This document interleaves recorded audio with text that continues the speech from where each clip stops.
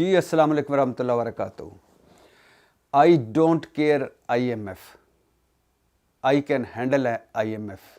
I can manage IMF. یہ 3 نعرے تھے ایون فیلڈ لندن میں بیٹھے اسحاق ڈار صاحب کے. اور اب ان کا ایک نعرہ ہے، ایک ہی جستجو، ایک ہی آرزو، ایک ہی خواہش، ایک ہی درخواست. فارگیو می IMF. IMF صاحب معاف کر دیں. اور 31 جنوری کو IMF کا جائزہ مشن آ رہا ہے. اسحاق ڈار صاحب سارے مطالبات مان گئے ہیں IMF کے. مطالبات کیا ہیں وہ آپ کو آگے جا کے بتاتا ہوں. لیکن یہ اسحاق ڈار صاحب پاکستانی تاریخ کے وہ واحد وزیر خزانہ ہیں، یعنی 75 سالہ تاریخ کے واحد وزیر خزانہ ہیں جن کو جھوٹ بولنے پر، جعلی اعداد و شمار پیش کرنے پر IMF نے $60 لاکھ جرمانہ کیا تھا اور پھر وہ مشرف حکومت نے بھرا تھا. اور یہ واحد وزیر خزانہ ہیں جن کے دور میں 2 دن پہلے 25 روپے ایک دن میں ڈالر مضبوط ہوا. کبھی ایسا نہیں ہوا. اور یہی وزیر خزانہ اور مفتاح دونوں یہ کابل حکومت کے شہباز گورننس نواز شریف والے کے اللہ کے فضل و کرم سے ہمارے پاس بہترین ٹیم ہے. عمران خان کے 3 سال 7 مہینے 25 دنوں میں ڈالر 60 روپے بڑھا تھا، 120 سے 180 روپے تک پہنچا تھا. اور ان کے 9.5 مہینوں میں ڈالر 80 روپے بڑھا ہے اور مل بھی نہیں رہا. بلیک میں تو خیر 100 بڑھ چکا ہے، لیکن 80 روپے بھی اگر کہیں تو ڈالر مل بھی نہیں رہا. اچھا، جب عمران خان کی حکومت آئی، اسد عمر وزیر خزانہ بنے. اسد عمر صاحب نے بھی وہی رولا ڈالا کہ IMF کے پاس جانا ہے، نہیں جانا، جائیں گے نہیں جائیں گے، اپنی شرائط منوائیں گے، اپنی شرائط پہ معاہدہ کریں گے، IMF کو ہماری شرطیں ماننا پڑیں گی. تو اس وقت یہ لندن میں بیٹھے ہوئے تھے اسحاق ڈار صاحب. اور اس وقت اسحاق ڈار صاحب نے ہلکی ہلکی تنقید شروع کر دی کہ دیکھا نالائق لوگ IMF کو ہینڈل ہی نہیں کر سکتے. اسد عمر کو عمران خان نے فارغ کر کے حفیظ شیخ کو جب وزیر خزانہ بنایا، مشیر خزانہ بنایا، تو اس وقت پھر ان کی تنقید میں تھوڑا سا طنز آ گیا. بڑا آیا تھا عمران خان کے 25-26 سال کی سٹرگل کے بعد کہ میرے پاس بڑی معاشی ٹیم ہے تو میں بڑا یہ تو میں بڑا وہ. اب اسد عمر اپنا ارسطو جو پارٹی کا بدل دیا، حفیظ شیخ مانگے تانگے کا لایا. حفیظ شیخ پہ پھر طنز شروع کر دی. خیر سے کچھ عرصے بعد، 1.5 سال بعد حفیظ شیخ صاحب بدلے تو شوکت ترین آ گئے. پھر ان کے اسحاق ڈار صاحب کے وہاں سے بیانات میں تند و تیزی آ گئی. وہاں سے بیٹھ کے روز یہ معیشت کے حالات کس طرح سدھارے جا سکتے ہیں بتایا کرتے تھے. اور کہنا شروع کر دے عمران خان نالائق، عمران حکومت نکمی، نااہل، نا تجربہ کار، انہوں نے ملک برباد کر دیا، تباہ کر دیا. اچھا، پھر تحریک عدم اعتماد آ گئی، PDM کامیاب ہوئی، عمران خان اقتدار سے نکلے اور پھر PDM کی حکومت آئی. تو چونکہ اسحاق ڈار صاحب لندن میں تھے تو شاہد خاقان عباسی اور شہباز شریف گروپ نے نواز شریف صاحب سے لڑ جھگڑ کے منت سماجت کر کے مفتاح اسماعیل کو بنوا دیا وزیر خزانہ، مشیر خزانہ. اب مفتاح صاحب جو ہی بنے تو اسحاق ڈار صاحب دھڑا دھڑ آنے لگ گئے.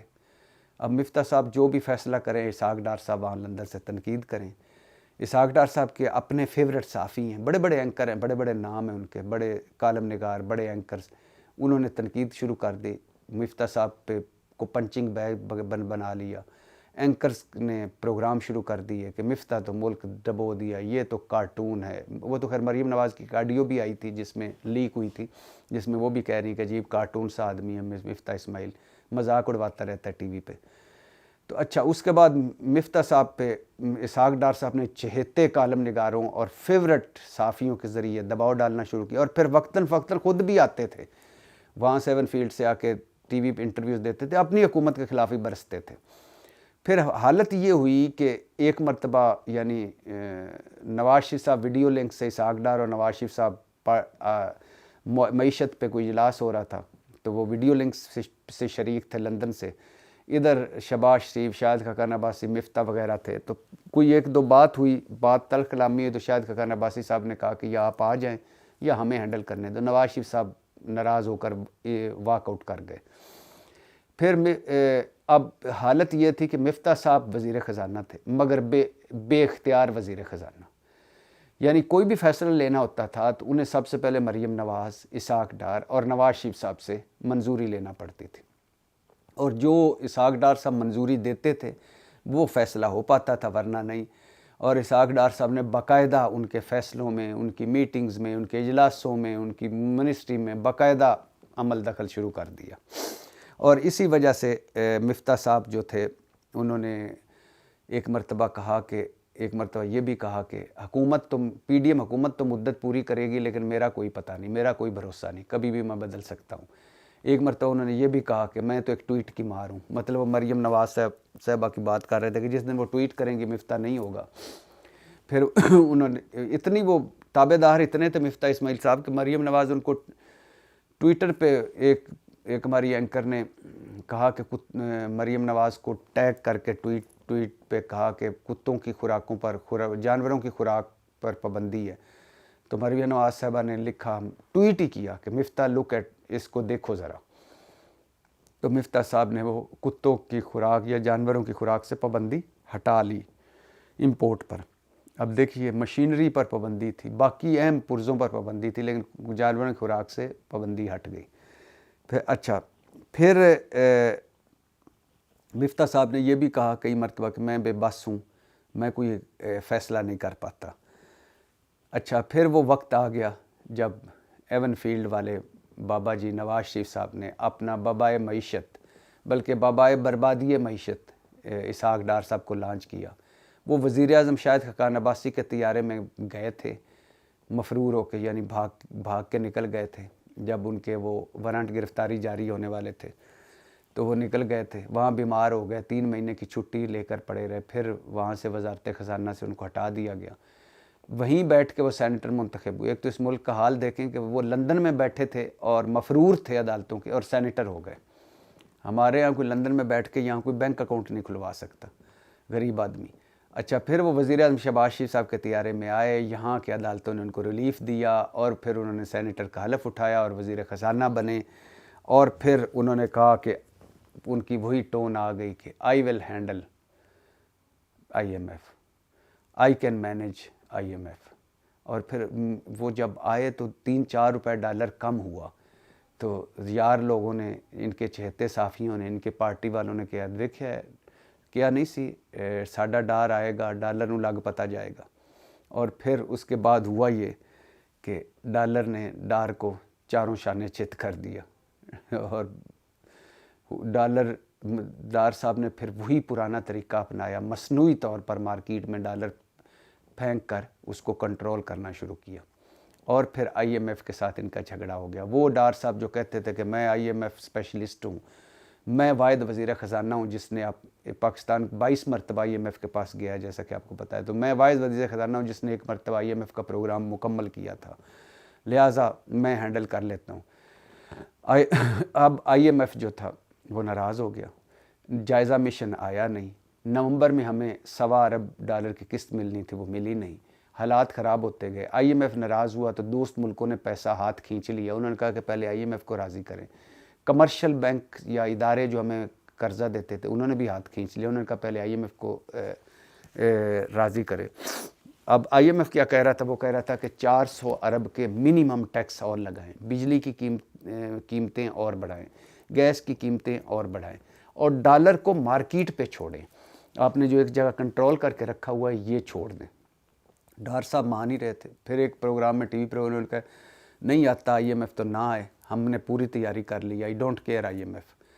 اور پھر ان میں فلاں دوست ملک مجھے $1 ارب دے دے گا، فلاں دوست ملک مجھے $2 ارب دے گا، فلاں دوست ملک $3 ارب دے گا، اور بالآخر 4 مہینے کی رسوائی کے بعد، بے عزتی کے بعد، پاکستان کی معیشت کا جنازہ نکالنے کے بعد، روپے اور ڈالر مارکیٹ میں جھونکنے کے بعد، اس ملک میں کیاس کے بعد، معیشت کا سوا ستیہ ناش کرنے کے بعد، کہ ایسے سوا ستیہ ناش کے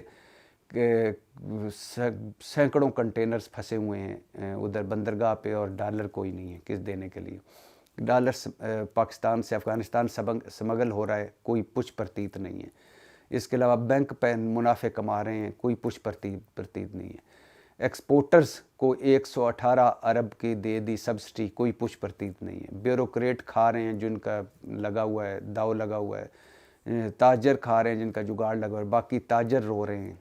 اسٹاک ایکسچینج بیٹھ گئی تو پھر 4.25 مہینوں کے بعد 4.25 مہینوں کے بعد ڈار صاحب نے سرنڈر کر دیا بالآخر 3 دن پہلے، اور ڈار صاحب نے آئی ایم ایف کی ساری شرطیں مان لیں۔ اور وہ آئی ایم ایف جس کو ہمارے سابق army chief general Qamar Javed Bajwa نے بھی فون کیا نائب امریکی وزیر خارجہ کو کہ آئی ایم ایف کو کہیں کہ ہماری ہم پہ ہاتھ تھولا رکھے، اور وہ آئی ایم ایف جس کو شہباز شریف صاحب بھی کئی مرتبہ فون کر چکے ہیں، اس آئی ایم ایف نے بالآخر مان لیا، اور انہوں نے کہا کہ ہم 31 جنوری کو اپنا جائزہ مشن بھیجیں گے جو 9 فروری تک پاکستان میں رہے گا، اور سارے دیکھے گا کہ جو آپ نے ہم سے وعدے کیے تو پورے کیے ہیں کہ نہیں۔ اب اسحاق ڈار صاحب کا مہنگائی اور ٹیکسوں بھرا منی بجٹ تیار ہے آئی ایم ایف کی مرضی کے مطابق۔ 400 ارب ہو سکتا ہے 400 ارب کے ٹیکس لگ جائیں، ہو سکتا ہے 200 ارب کے ٹیکس لگ جائیں، اور ہو سکتا ہے باقی بجلی مہنگی ہوگی، گیس مہنگی ہوگی، اور ڈالر مارکیٹ پہ اور کی رحم و کرم پہ چھوڑ دیا ہے، اور ڈالر ایک دن میں 25 روپے مہنگا ہوا ہے۔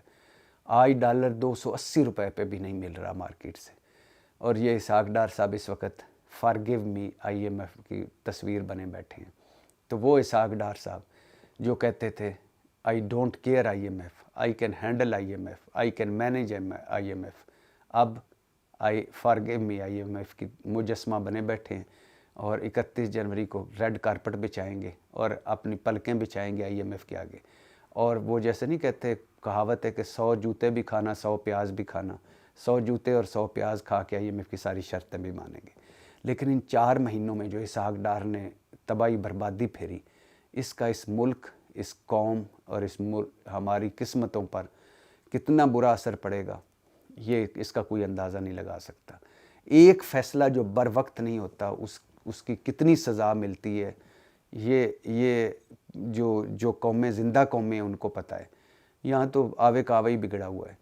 تو بہرحال 3.5 ارب ڈالر صرف رہ گئے زر مبادلہ، اور آئی ایم ایف مانے گا تو دوست ملک بھی ہمیں پیسے دیں گے، کمرشل ادارے ہمیں پیسے دیں گے۔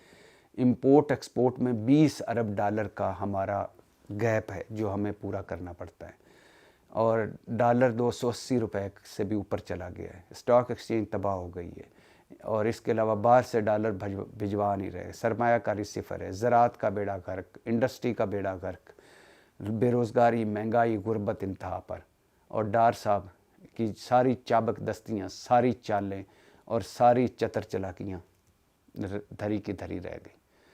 تو ڈار آ کر انہوں نے خود تو ریلیف لے لیا، اپنے جو فریز ہوئے اثاثے تھے، مفرور تھے، اب وہ مفرور نہیں ہیں، وزیر بھی بن گئے، اپنا گھر بھی ان کو واپس مل گیا، جو ان کے پیسے بینک میں فریز پڑے ہوئے تھے نیب میں وہ بھی واپس مل گئے، ان کو تو ریلیف مل گیا، مگر اس ملک اور اس قوم کو کچھ ریلیف نہ ملا، اور تباہ و برباد کر دیا انہوں نے اپنے 4 مہینوں میں۔ پاکستان زندہ باد۔